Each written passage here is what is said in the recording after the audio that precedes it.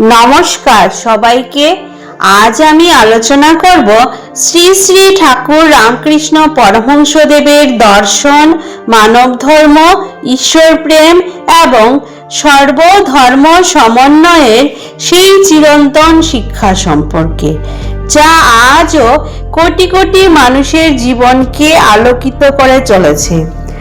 একজন সাধারণ মানুষ কিভাবে অসাধারণ আধ্যাত্মিক উচ্চতায় পৌঁছেছিলেন, কিভাবে তিনি মা কালীর কৃপায় উপলব্ধি করেছিলেন পরম সত্যকে, এবং কিভাবে তার জীবন বিশ্ব মানবতার জন্য এক অতুলনীয় আদর্শ হয়ে উঠেছিল, সেই বিষয়গুলি আজকেরই আলোচনার মূল কেন্দ্রবিন্দু। ঊনবিংশ শতাব্দীর ভারতবর্ষ ছিল এক গভীর পরিবর্তনের যুগ। একদিকে পাশ্চাত্য শিক্ষার প্রভাব, বিজ্ঞান মনস্কতার উত্থান, সমাজ সংস্কার আন্দোলন এবং ধর্মীয় পুনর্জাগরণ; অন্যদিকে কুসংস্কার, সামাজিক অবক্ষয়, ধর্মীয় সংকীর্ণতা ও জাতিভেদের কঠোরতা ভারতীয় সমাজকে নানা দ্বন্দ্বে জর্জরিত করেছিল। এমন এক সময়ে বাংলার মাটিতে আবির্ভূত হন এক অসাধারণ মহাপুরুষ, শ্রী শ্রী ঠাকুর রামকৃষ্ণ পরমহংসদেব। তিনি কেবল একজন সাধক বা ধর্মগুরু নন, তিনি ছিলেন মানবাত্মার গভীরতম সত্যের একজন প্রত্যক্ষ অভিজ্ঞ। শ্রী ঠাকুর রামকৃষ্ণ দেবের জীবন ও বাণী ভারতীয় দর্শনের ইতিহাসে এক বিশেষ অধ্যায়।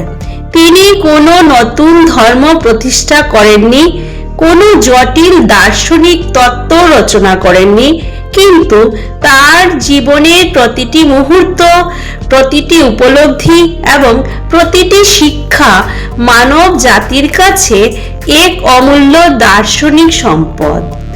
তার দর্শনের কেন্দ্রবিন্দু হল ঈশ্বর প্রাপ্তি, প্রেম, ভক্তি, মানব সেবা এবং সর্বধর্মের ঐক্য।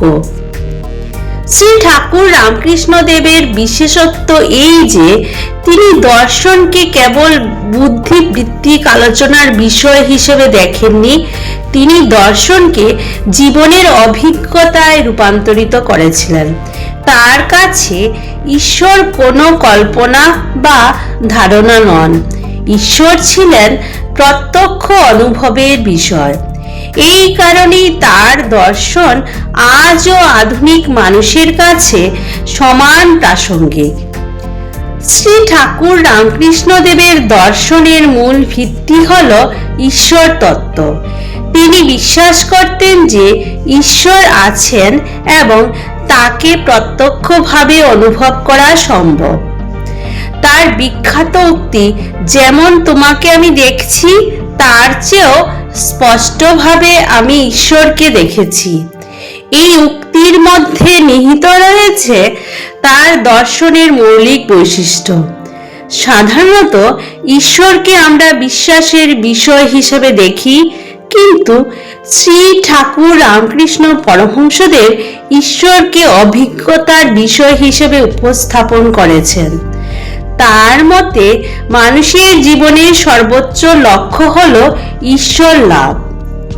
উপনিষদের ব্রহ্মতত্ত্ব অনুসারে ব্রহ্ম সর্বব্যাপী, নিরাকার ও অনন্ত। আবার ভক্তি ধর্মের মতে ঈশ্বর সাকার, প্রেমময় এবং ভক্তের কাছে ব্যক্তিরূপে প্রকাশিত হন।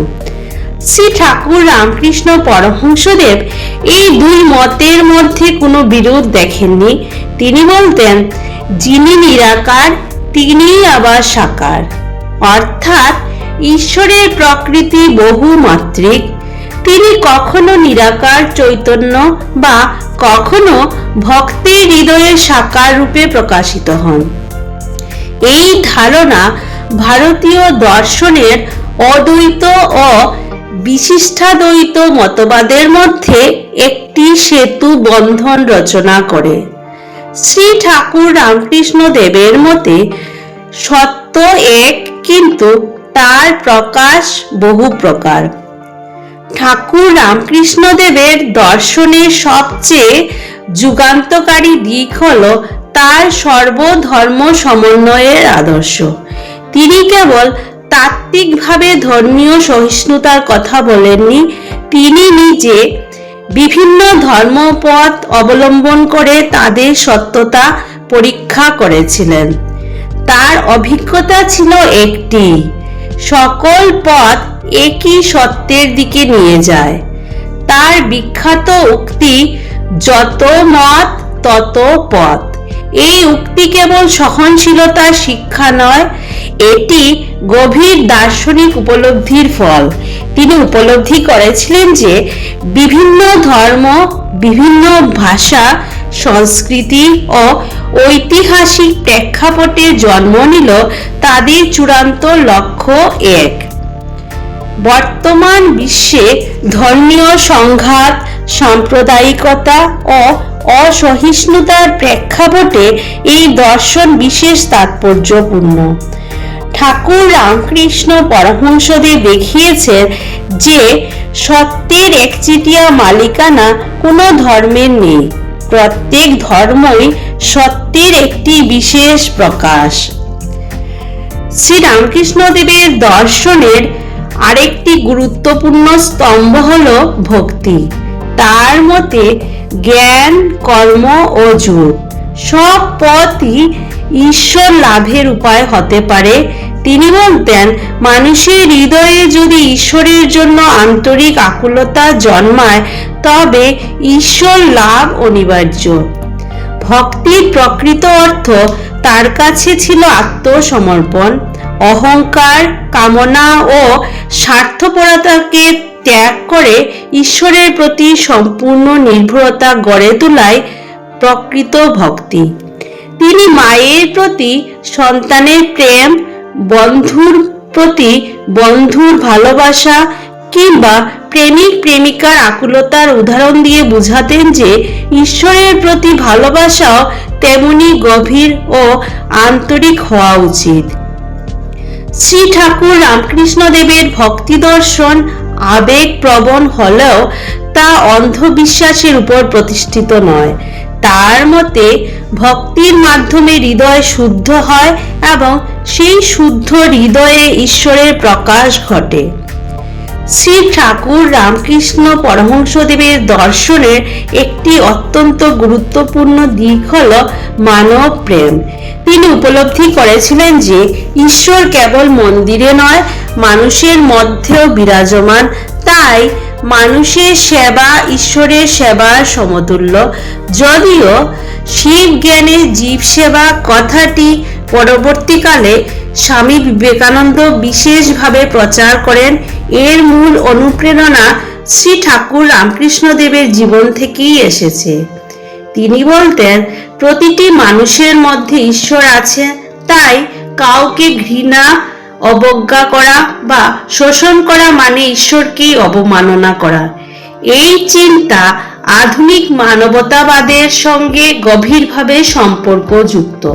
তবে শ্রী শ্রী ঠাকুর রামকৃষ্ণ পরমহংসদেবের মানবতাবাদ নিছক মানব কেন্দ্রিক নয়, এটি আধ্যাত্মিক মানবতাবাদ। তার মতে মানুষের মর্যাদা এই কারণে যে তার মধ্যে ঈশ্বরের প্রকাশ রয়েছে। ভারতীয় দর্শনে মায়া একটি গুরুত্বপূর্ণ ধারণা। শ্রী ঠাকুর রামকৃষ্ণ পরমহংসদেবও মায়ার কথা বলেছেন, কিন্তু তার ব্যাখ্যা ছিল অত্যন্ত বাস্তবধর্মী। তিনি মায়াকে সম্পূর্ণ নেতিবাচক হিসেবে দেখেননি। তার মতে মায়ার দুটি রূপ আছে, অবিদ্যা মায়া, বিদ্যা মায়া। অবিদ্যা মায়া মানুষকে কাম, ক্রোধ, লোভ, মোহ ও অহংকারের বন্ধনে আবদ্ধ করে। অন্যদিকে বিদ্যা মায়া মানুষকে প্রেম, দয়া, ভক্তি ও জ্ঞানের পথে পরিচালিত করে। অতএব মায়া কেবল বন্ধনের কারণ নয়, সঠিকভাবে ব্যবহৃত হলে তা মুক্তির পথও হতে পারে। এই দৃষ্টিভঙ্গি শঙ্করাচার্যের কঠোর মায়াবাদের তুলনায় অধিক জীবনমুখী ও ইতিবাচক। ভারতীয় ধর্মচিন্তায় প্রায়ই জ্ঞান ও ভক্তির মধ্যে বিরোধ দেখা যায়, কিন্তু শ্রী ঠাকুর রামকৃষ্ণদেব এই বিরোধকে অস্বীকার করেছেন। তার মতে জ্ঞান ও ভক্তি একই সত্যের দুই দিক। জ্ঞান মানুষকে বলে আমি ব্রহ্ম, ভক্তি মানুষকে বলে আমি ঈশ্বরের সন্তান।